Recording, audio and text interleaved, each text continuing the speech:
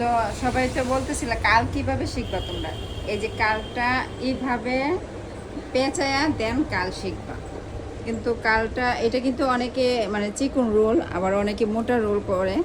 তুমি মোটা রোলও চাইলেও করতে পারবা। পুরা হেয়ারে মোটা রোল করবা, যাতে এদেরকে যাতে না দেখা যায়, এই তুমি কিন্তু খেয়াল রাখবা, বুঝছো?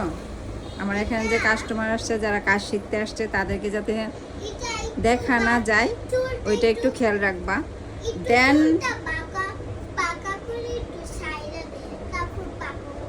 হ্যাঁ, থ্যাংক ইউ সো মাচ।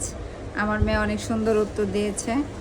তো এভাবে রোলটা করতে হয়, এভাবে। তারপর রোলটা করে এভাবে একটু ফেজি করে, মানে এভাবে একটু ফেজি করে মানে টান দিতে হবে। বাকিটা হেয়ার এরকম করতে হবে। বুঝতে পারছো না তোমরা?